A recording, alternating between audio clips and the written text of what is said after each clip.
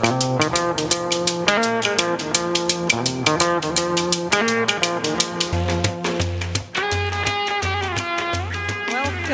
to Talk of the Bay. This is your host, Suki Wessling, and today I am going to bring you more local news, which we bring to you every weekday at 5 p.m.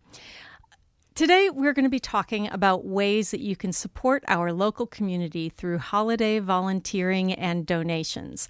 Bookshop Santa Cruz owner Casey Coonerty Protti will be joining us in the second half of the show, so stay tuned for that.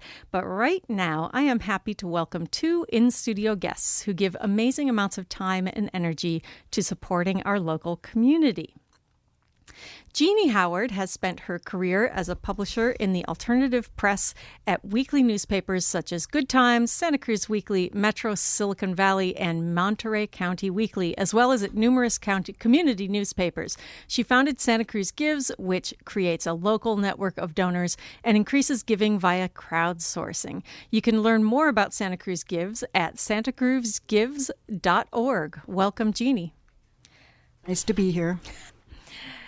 And Christina Thurston manages the annual Adopt a Family program at the Volunteer Center to support families in our community. Christina first joined the Volunteer Center team when she was in high school, volunteering with the Youth Serve program. She stayed local and attended UC Santa Cruz, earning a degree in community studies. You can learn more about the Volunteer Center at scvolunteercenter.org. Welcome, Christina. Hi, thanks for having me. Before we get started with talking about volunteerism in general, I would love to just give you each of you a chance to tell our listeners what your nonprofit does and the reason for its existence and where they can find it, a little bit about what you do there. So, Christina, why don't you start? Yeah, the Volunteer Center of Santa Cruz County, we have been operating in Santa Cruz since 1965 or 67, and the main focus of our organization is to find needs within our community that can be met or assisted through volunteer initiatives and efforts. And it started as an all-volunteer organization. We've grown over the years to have many, many programs and 3 offices throughout Santa Cruz County. And during the holidays, and what my focus is on connecting volunteers with nonprofits and community groups that need volunteers. So finding that match between someone who wants to give and someone who needs their support. And it's, for me, very rewarding. I get to meet everybody who's just out there doing good work and meeting interesting people. And during the holidays, especially, people are very interested in bringing meaning to their family traditions and celebrations over the holidays. And that's where the Adopt a Family program originated from. We have this year 465 families that we're supporting through connecting with sponsors who buy gifts for them, and then we deliver them. Second? Okay, that's good. We'll have plenty of time to get into more details. Jeanne, tell us about Santa Cruz Gives. Santa Cruz Gives is a holiday fundraising campaign, and we select nonprofits from those who apply and present them to the public. It's the reason it exists now is because of the crowdfunding potential that the internet provides. Before Santa Cruz Gives, there was no way for people to go to one place and learn about the local nonprofits. And if you wanted to donate, you had to know about them, perhaps read an article in a newspaper or hear about it on the radio from friends. So it's really just the technology that's made the platform work.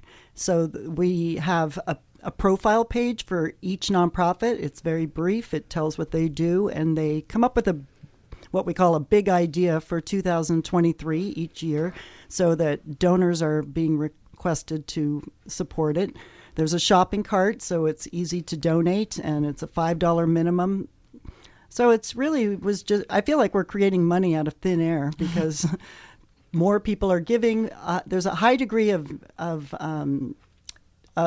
new donors, which is the lifeblood of any nonprofit. And Santa Cruz Gives, I started it when I was publisher of Good Times because I realized that we could widely promote. And we needed a nonprofit partner, which is the Volunteer Center, to process payments. We're not actually a 501(c), so we never take the funds into our hands. They go through the Volunteer Center. And actually, as it's turned out, the Community Foundation is also a major partner. The Volunteer Center and the Community Foundation understand the local nonprofits because they work with all of them. And it's just been hugely invaluable to have them on board. So, yeah. Okay, great. Well, I wanted to talk a little bit about volunteerism in general because I think it's really interesting that it's a lot more complex and wide-reaching than people might imagine. So I wondered if each of you could speak a little bit about what drew you personally to helping other people. And I'd start with you, Christina, because I know that like Cooper, who's here in studio with us, you were a high school student volunteering. Is that true? Yes. I moved to Santa Cruz when I was 15 and did not know anybody in the community. And so that's why I started volunteering, was to meet other young people, get out in the community and learn more about what Santa Cruz was like. And that's how I found the Volunteer Center. And back then, I did find it in the newspaper. But it really helped me feel more connected to Santa Cruz and the community at large. And it is one of the reasons that I wanted to stay local and go to UCSC when I was going to college, and why I've stayed in Santa Cruz for now as an adult. And that is one of the reasons, now at the Volunteer Center, connecting with people and helping people find volunteer opportunities. I think that is probably one of the high reasons that many people volunteer, is to just feel more connected to the community, be more connected to the community, and understand, their neighbors better. Mm-hmm. Okay. How about you, Jeanne? Why did you feel that as the publisher of a for-profit newspaper, you needed to do something to help the community? In my case, yes, it wasn't so much a need to connect because I was very connected. And also, we're often asked to sponsor fundraisers in the community. Most nonprofits have some kind of annual fundraiser that they want to put out to the public. And certainly before the internet, since a lot of my career has been pre-internet and a lot's been post, we feel an obligation. Media is kind of like a public trust, and we just feel that part of our work is to help get the word out about important nonprofit efforts. And so we do that, and the internet has just exponentially made it possible. I didn't invent this format. Santa Cruz Gives I network with alternative weeklies around the country, and we all get together for conferences a couple times a year and give each other ideas. So someone else came up with this, and it's in a few cities. So I just felt it, like you said, I work for, I already have a full load on my plate, but so there wasn't really any reason. I do it as a volunteer, and yes, I think it feels good to give. It does. It feels good to help. Yeah, and so I guess you've already answered the question for me that I had, which is that a lot of times volunteerism is solving a problem, and it was interesting that in your case you solved. It was almost like a meta problem because each of the nonprofits is trying to get people to support them. And so you created this system to support them. And when you were talking, I was remembering me sitting when my kids were little with growing up in Santa Cruz and circling things. I always read it with a pencil in hand. And now, I do the same thing on online newsletters, click links and say, oh, I'm going to look at that later. Yeah. So and I don't know if listeners have used Santa Cruz Gives. It's really great. It's really easy. Thank you. And it gives you, I have a pretty broad idea of the nonprofits in this county, and there were plenty I hadn't heard of, and it was really interesting to learn about them. Mm-hmm. And, a few people have told me, that they give their children a certain amount of money to go and peruse the profile pages on the website, and their kids get to choose the organizations. I always did that with my daughter, but my daughter was raised mostly pre-internet. Yeah, we did that with our kids. One of their Hanukkah presents was always tzedakah night, and we would sit down and try to find things that they would want to support. So that's a great way, if you've got kids in the house, to teach them early to support in whatever way you can. So, Christina, people often think about medicine or supplements or exercise when they're thinking about improving their health. But research says that being involved in your community is a great way to improve both mental and physical health. So can you talk about what volunteering does to help the volunteers themselves? Yeah. So there's been many studies that have been done over the years, and every time the results come back mostly the same, that volunteers who volunteer on a regular basis have lower blood pressure, lower risk for some long-term diseases, lower pain for people with disabilities or chronic illnesses. And really, in the last few years, people have gotten much more interested in the mental health benefits of volunteering. So that's been studied more, and people who volunteered reduced their depression, anxiety, symptoms of post-traumatic stress disorder. So even though we tend to think of volunteering as being more about helping others, it is really a cyclical experience where the first time you volunteer, if you volunteer once, you might get a little rush of like, oh, I did something good, and that feels great. But if you keep going back and do it on a regular basis, there's much more longer lasting impacts as well. Mm-hmm. Yeah. And it's interesting that you started with physical, and then you said people have become more interested in mental health. But, one of the surprising things you said was about pain. Mm-hmm. And people have this idea of pain as this thing like, say, the red blood cell count in your blood, a number that you, and I, whenever doctors say, rate your pain level, I'm like, oh, geez, how can you do that? But it's not. Pain, like many things, is relative. So when people are doing good things for other people, they feel less pain.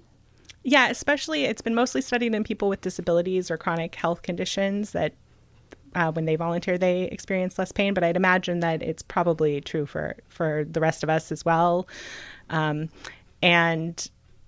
when you think about it, I mean, like I said, I started volunteering as a way to connect with the community, those connections. And I certainly saw it in COVID times in the beginning when those connections were really shut off.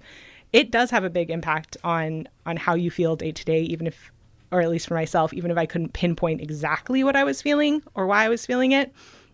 And that's, how volunteering, I think, impacts people. It isn't maybe front of mind of like, oh, this is why I feel better. But it has that cumulative effect. Mm-hmm. Yeah. And then mental health, one of the things that I think that research is showing just really dramatically is the more connected you are with other humans, especially physical connections in a room, which is so nice to have the two of you in a room with me, is really great for our mental health. And so having these physical connections with other people is really, really great for people's mental and physical health as well. Yeah, and I think especially one of the magic things about volunteering is you interact with people that you would often not meet otherwise, and in a really valuable way. You said like, oh, Cooper's volunteering here today. You probably would not have met him in another setting. And those, relationships affect both of you and the atmosphere here at the radio station in general. So I really like that too, getting to just meet all kinds of people. Yeah. Do you have a like someone you met that through volunteering that has become someone important in your life? Is there anyone that you could pinpoint as someone who stuck with you, or is it mostly that you just meet people and get to know the community more? I do have friends that I met volunteering at the volunteer center. I think especially like I'm the only paid staff person who works on the Adopt a Family program, and then we have a volunteer committee that does a lot of the work, and I meet with them sort of on an ongoing basis, and definitely become friends. And Jeannie? Well, I'd like to point out that Santa Cruz Gives is volunteer run. Mm-hmm. We have no paid staff, no rent, no overhead, so we keep the cost to only what is unavoidable. And something I learned from Karen Delaney, who is the executive director of the Volunteer Center, the interesting thing about volunteering is that generally we don't talk in terms of time, the value of the time donated, and even Santa Cruz Gives. Like last year we broke $1 million, and it was such a big deal. But we don't talk about, we rarely hear how many volunteer hours an organization received.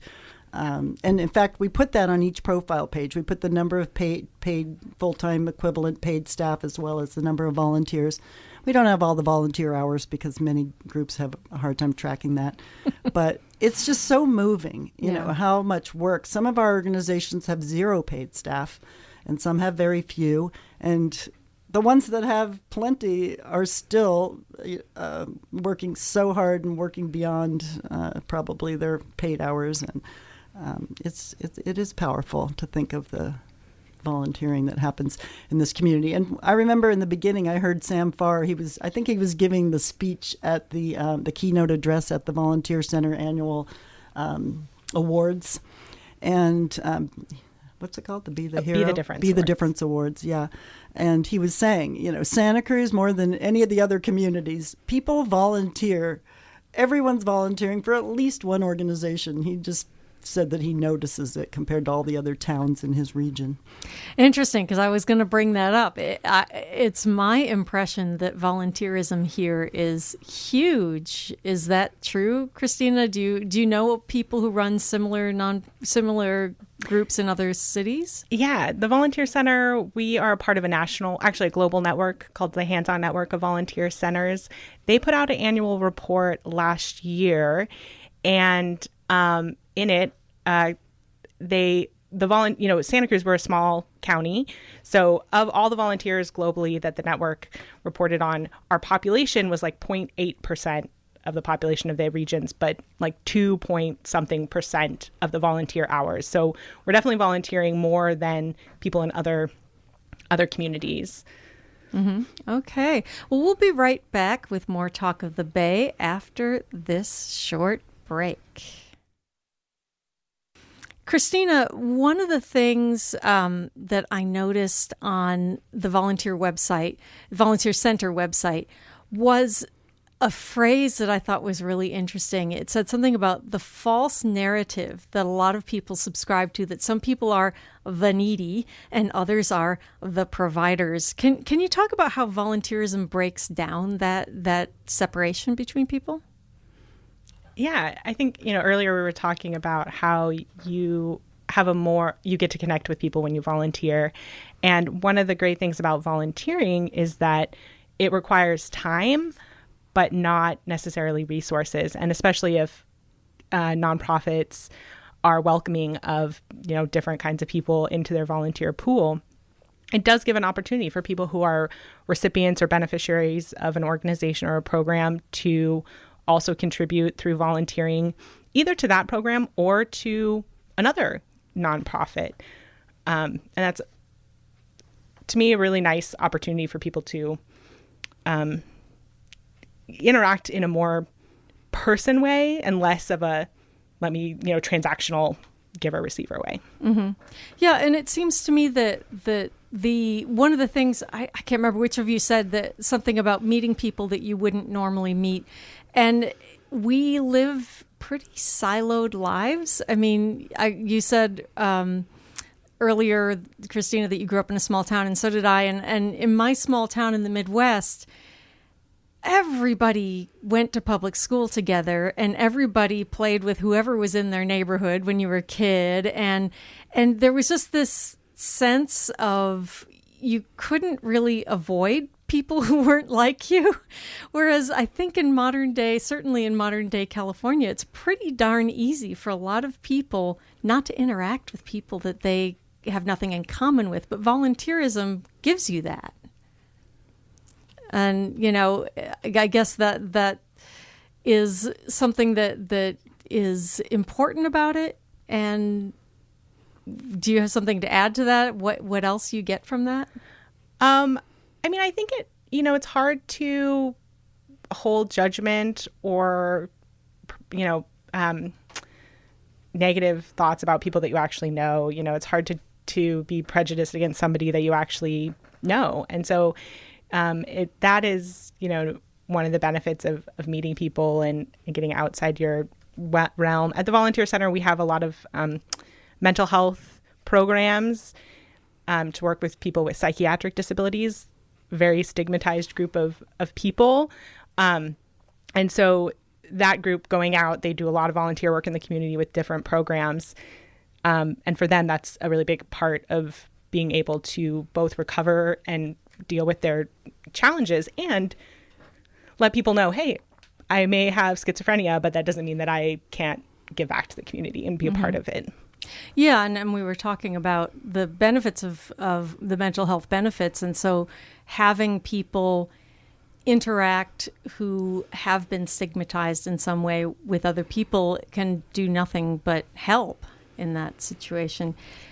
We have Casey Coonerty Protti joining, and now I'm going to do a mid-show, never having done this before, a mid-show intro of a guest on who's joining remotely. So please hang in there. If she doesn't sound good, I'll fix it. But I'd like to welcome Casey now to the show. Casey Coonerty Protti is a second-generation owner of the local literary landmark Bookshop Santa Cruz, who recently celebrated their 56th year in business. Bookshop is in the middle of their annual holiday book drive. You can learn more about the holiday book drive at bookshopsantacruz.com/HBD, Holiday Book Drive, HBD. And welcome, Casey. Thanks for having me and letting me join a little bit late, but still be part of this important conversation. It's wonderful to have you. So I wanted to start, we started this hour by talking about volunteerism, and I would love to first hear about the Holiday Book Drive, if you can tell us a little bit about it, and then we will just work you into our conversation about volunteerism. Sure. And I really appreciate everything that the other guests are doing. I just spent the weekend wrapping gifts for my adoptive family for the Volunteer Center. So I really think that there's good stuff going on out there. But the Holiday Book Drive, what happened was, I believe almost a decade ago, we started hearing from local public school libraries that their budgets were cut and that they didn't have a book buying budget anymore. So they weren't bringing in new books to the library. And as you all know, the public school libraries is where you get information on science and history and climate change and, read stories that represent who you are as a person. And then if you don't update them, then it can be very problematic. So we decided to start a drive where we raise money from our customers and then purchase books at a 20% discount for local public schools. And we do so in order to get those new books into those schools and into those classrooms and into the hands of students. And so we partner with Santa Cruz City Schools, Pajaro Valley Unified School District, Scotts Valley, and Live Oak School Districts. And we raise about $8,000 to $10,000 worth of books. And each school ends up walking away with about 20 to 25 brand new books that they can put into circulation from this program. That's wonderful. We started this hour talking about volunteerism and how it benefits our community. And I'd love to hear your perspective as a local owner of a local business to talk about how local businesses do support local people. And there's this direct way that you were talking about, but also in indirect ways. Yeah, I think the special thing about Santa Cruz is that the local businesses understand that we're only going to be as strong as our community is strong. And so at least all of the business owners that I know are really community minded and try to figure out ways to integrate and help the community in what they do. I mean, one of the most obvious ways is when you spend $1 at a local store versus a chain store, and definitely versus online, that money recirculates in the community because local businesses are most likely to be the ones to donate to other local nonprofits, to donate to the school, auction fundraisers, to make sure that Women Care Bowling has prizes. I mean, they're the ones who step up and run the Ducky Derby and all that other stuff. And so when you buy something at a local store, so much of that money stays in the community and then gets redistributed out from there, versus if you buy at a chain store, only a small portion is. And if you buy online, then none of it actually stays in our community at all. So it's a real statement to create a more sustainable economy that is not just about supporting businesses, but the fact that those businesses support community organizations. Yeah, and in the time I've lived in Santa Cruz, Super Crown moved in across the street from Bookshop and then went out of business.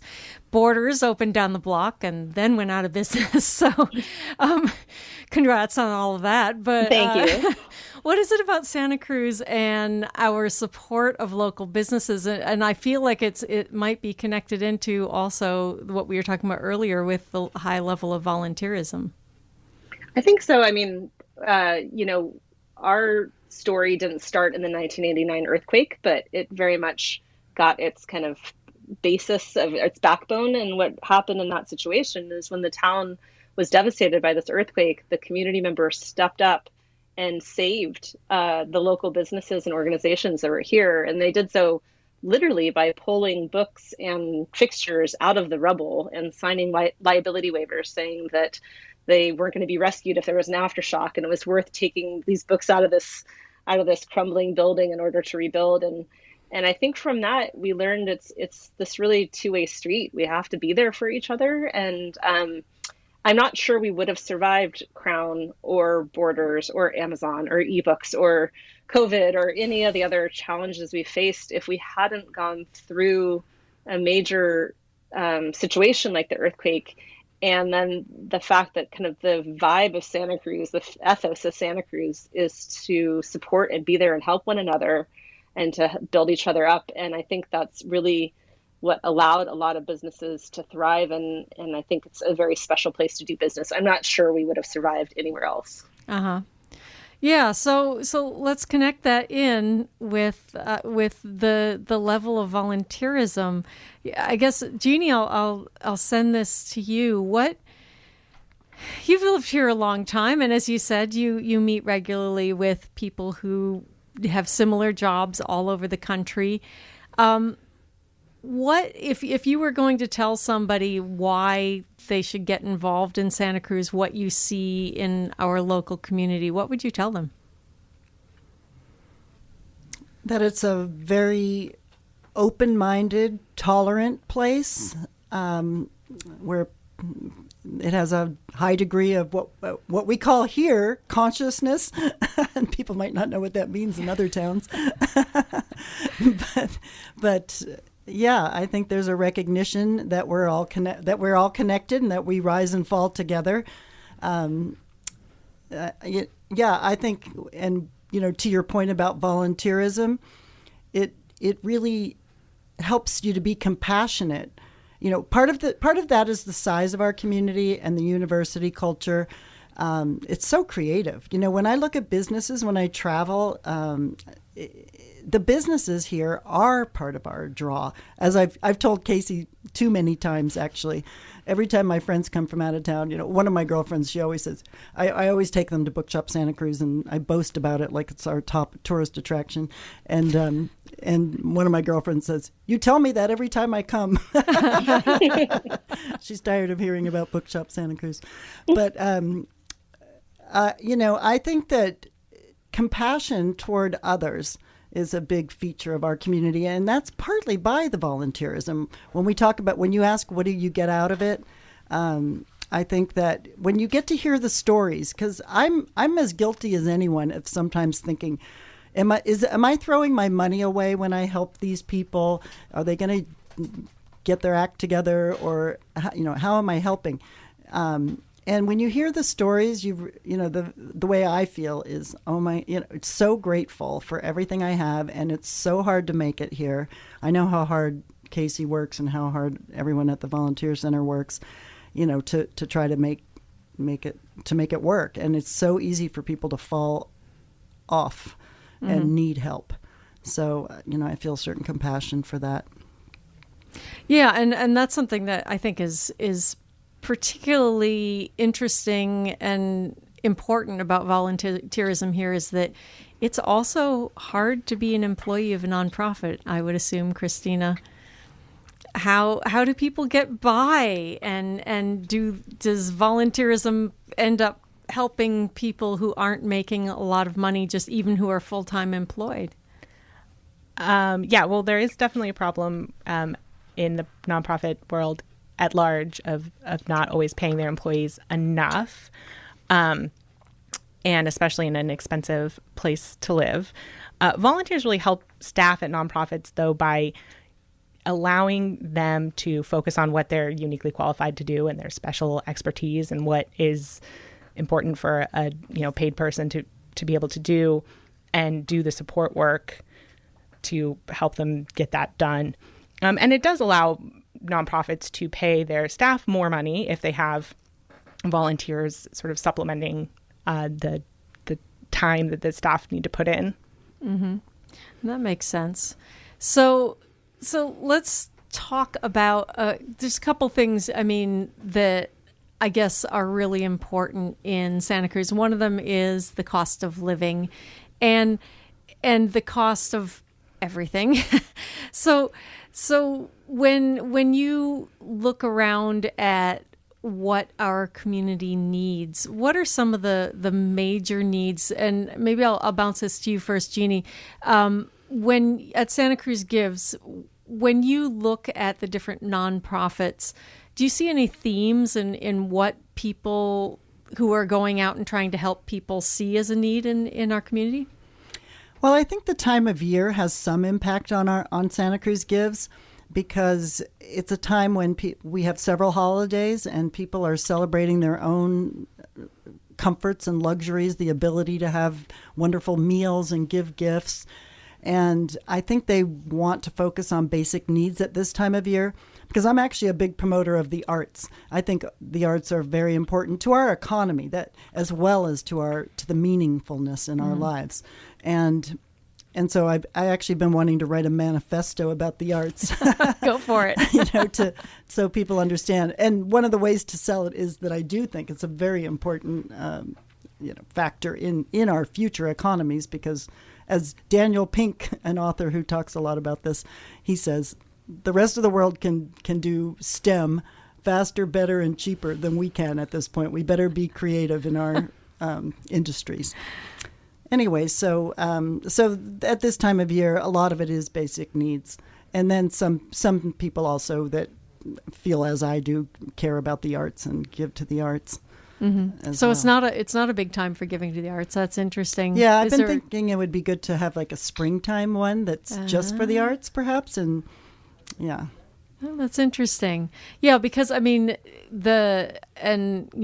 Casey, I'm sure you can speak a little bit about this, because I know that Bookshop has long had an intersection with the arts community, and that is an important part of our culture here. Yeah, I think the arts give us so much. They give us hope.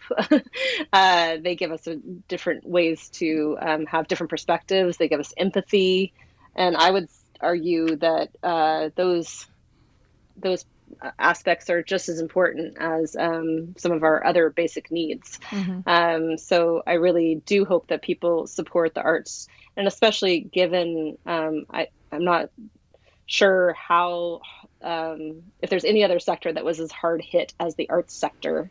Mm-hmm. And during COVID, because they couldn't perform, they couldn't gather, they couldn't do classes. And people weren't really focused on those aspects, even though we were being sustained completely and totally by the arts. as we watch TV and read books endlessly. Yeah. So I really do think that they need ongoing support right now, and it's really vital to our community, and it makes Santa Cruz what it is, for sure. It's always been a very vibrant artistic community. Yeah, I've actually had a number of people who are volunteers in the arts in a variety of ways. The William James Foundation is a wonderful association. I think they are a wonderful organization that does music and poetry in prisons. And I'm on the board of the Jazz Society, and we're a nonprofit that supports jazz in our community. So we do have a lot of volunteerism in the arts as well. Are there arts volunteering jobs at the Volunteer Center? Do you have things like that? We don't run our own arts programs, but we do. One of the things that we do at the Volunteer Center is to work with other nonprofits and do referrals out. And our website is similar. We have a website similar to Santa Cruz Gives for volunteering. And so, yeah, there are a lot of arts organizations that do use volunteers. Yeah. So any of you listening out there, of the many artists, it is really striking how many artists are in Santa Cruz. Open Studios, of course, is a really great thing to support too. And I have to say, most of the art on our walls is either from local artists or my children. All right, I'm going to take a quick break, and we'll be right back with more Talk of the Bay. So we have mentioned the pandemic, and I wanted to just go into that a little bit more. Christina, what are some of the lingering effects of the pandemic that the Volunteer Center has had to adapt to? Really just the unpredictability of whether or not people will be able to gather and get together. It's always been a challenge when you're coordinating volunteers to know, if I have, 50 volunteers coming today, will they all come, or how many won't, and even harder with COVID, wanting to be extra careful if people are ill, that they're not coming to a project or an event. So that's made it a little more challenging. The upside is we've also learned a lot more about how to do like remote volunteering and things like that in the past may have not seemed as worthwhile. And now we use a lot. And so people can volunteer remotely, do volunteer time remotely. Yeah. There's it depends on the program and what their needs are, but many nonprofits and the Volunteer Center, we have projects people can do from home. And I wanted to ask about the money that people give, and I'll start with you, Jeanne. Did you see a dip in the amount of donations people were giving during the pandemic, and has it come back or not? No, not at all. We Wow. Did not see a dip. We didn't know what to expect. But first of all, Santa Cruz Gives started in 2015. So it's grown every year, and it grew in leaps and bounds. It grew, I think, in the 70 percentile. Like it grew about 70 to 75% in 2020. Oh, my goodness. And it grew 65%, I believe, last year from 20 to 21. So yeah, people really did give. That's amazing. And Casey, how about the holiday book drive? Yeah, things were, what we heard from actually schools was that they lost a lot of their books in 2020 because they, right when they shut down the schools, everybody went home with books and never came back with them. So they lost, I think it was around 20% of their circulated titles in that year alone. Wow. And so they needed to make up a lot of ground. And luckily we did see a sustained giving for the holiday book drive. And we also were able during COVID to expand that. And we raised money for something we called Keep Kids Reading. And that was when these public school libraries were closed down. And we raised, I believe, around $35,000 over time to make sure that kids could take books home with them. So when they came to get their school lunches, drive-through school lunches, they picked up books to take home with them. And then when the fires hit, we raised, again, more money, and we were able to give every child who lost their home in the fires a $100 gift card to rebuild their library of books and to buy those books at a discount. And so we've found different ways to we had always done the holiday book drive, but in COVID, we really kind of asked people for more support because there was such a critical need to provide access to books for folks that weren't able to access them during COVID. And people really stepped up in those cases too. Yeah. Well, that's good to hear. And it's interesting, it seems like we were clearly in an unprecedented situation and nobody knew what to expect, but it's nice to hear that things kept going and that they're still robust, I hope. Well, I guess you don't know yet because we're in the middle of it. And I wanted to move to something that's sort of a touchy subject, but it's something that I think about often when I look at programs, not just like Bookshop's Holiday Book Drive, but all sorts of different nonprofits that are there to fund things that there's this voice inside me that says, shouldn't that be funded already? Shouldn't schools be fully funded to buy the books that they need? If our health system were fully funded, would we need so many health-related nonprofits? One of my favorite nonprofits, and I think I'm going to have them in soon because they're having a big opening, is Dientes. And I think, why do we need to have nonprofits giving something that should exist?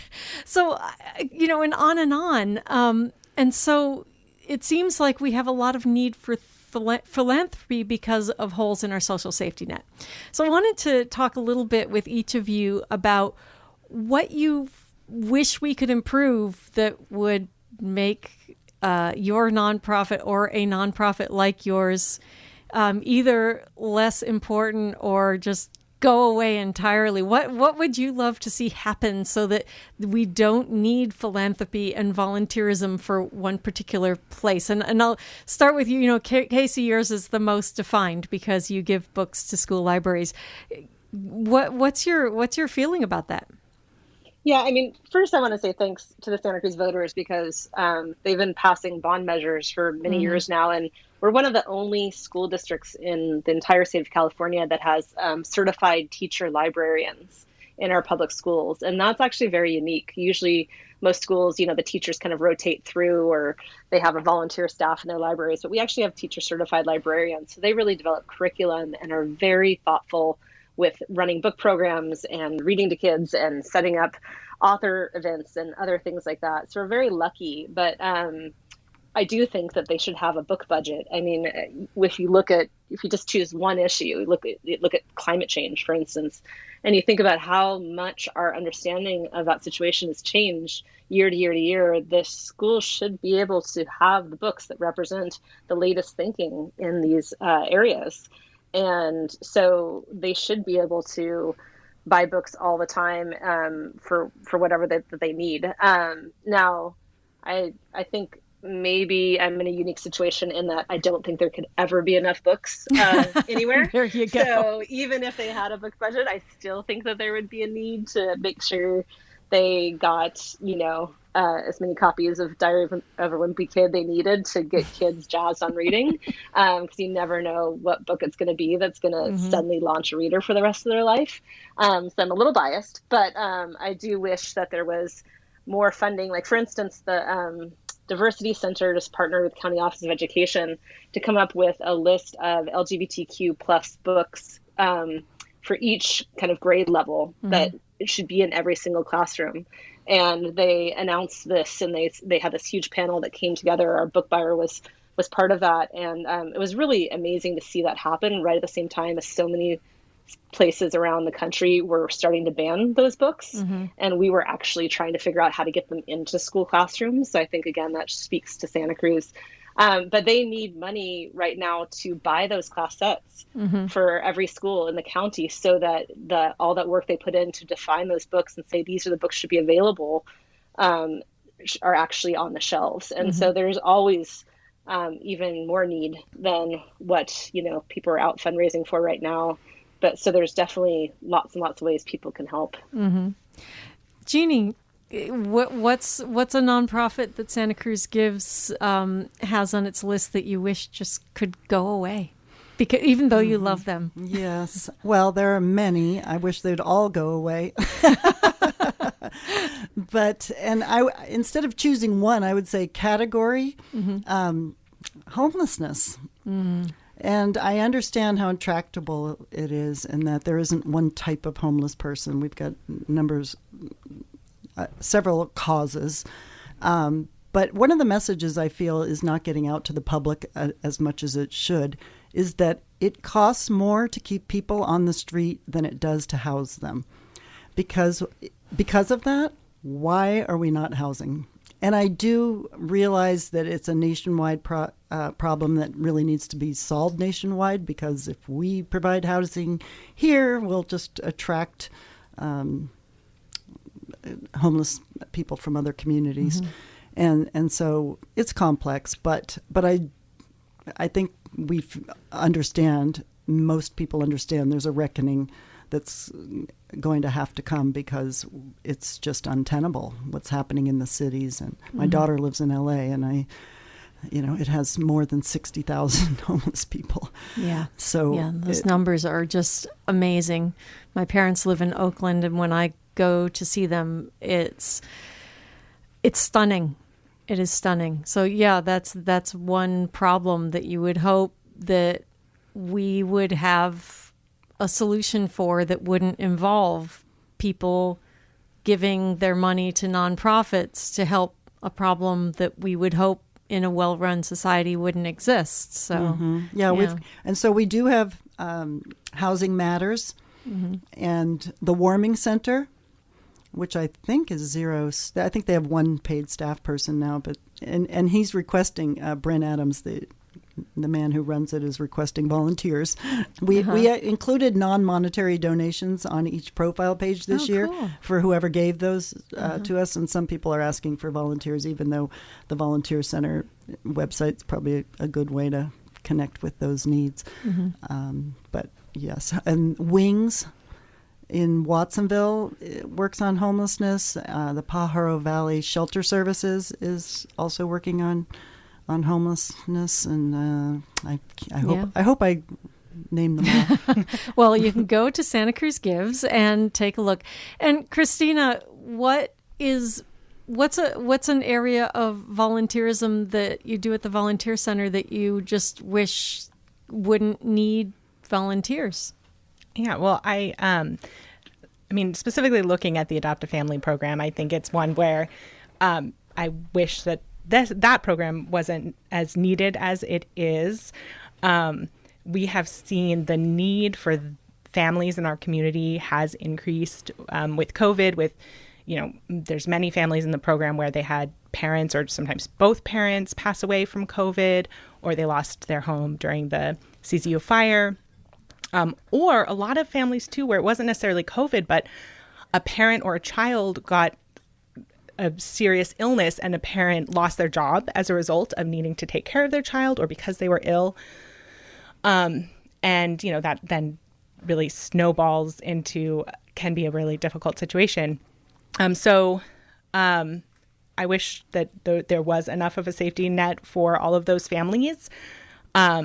The one thing I do like about the design of the program, though, is all the families come from community organizations that are working with the families on their long-term needs, which is really important, for us. I mean, I don't want to read about, learning about a, pregnant woman living in her car with her 7-year-old daughter and getting her like, oh, I'm going to get you a Barbie doll. It does bring joy to the children and to the families to have that opportunity to celebrate. But really, they need a home. And so it's good that they're working, I feel better that they're working with organizations to help them. I do think that there's always a place for volunteers in our community. Yeah. In the arts, in supporting each other day to day, even if we had better safety net. Yeah. Yeah. And that true, as that's where we started, was talking about how volunteerism, what it does for people and all the positive things that it does for people. So we only have a couple minutes left, and I would like each of you to send off our listeners with a wish for a holiday season wish for our community. So I'll start with you, Casey. What's a wish that you would like to send out into our community?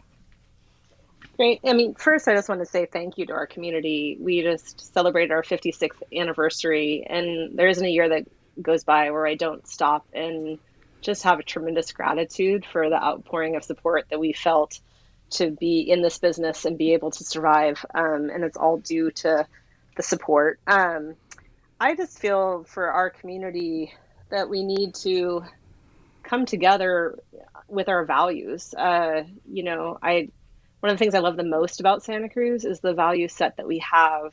And I think it's something that is really powerful and magical. And so what I hope this holiday season is that we really focus on what those shared community values are, and then we act in those values. And if we do that, we'll find ourselves more unified, more giving, more compassionate, and things will be better for our community. All right. Thank you. Christina, holiday wish.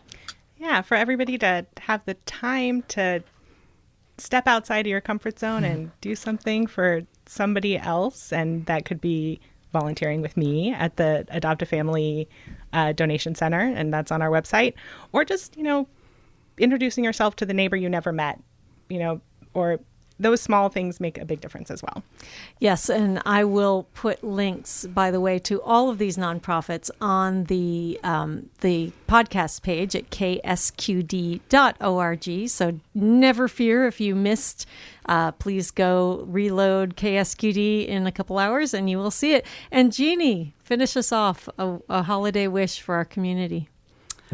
I would say something similar to what Christina and Casey said, which is I would hope that my fellow community members would dig down deep inside and find their own contentment and share something that they have to share, whether that's their time, their financial resources, or whatever gift they have to share with the community. And a lot of that does come out in creative ways. And we all have those gifts to share. Thank you so much, Christina and Jeanne and Casey. And Talk of the Bay will return tomorrow every weekday at 5 p.m. So please keep listening. And as I said, check the podcast page at ksqd.org later, and you will be able to get links to Santa Cruz Gives, the Volunteer Center, and Bookshop Santa Cruz's Holiday Book Drive.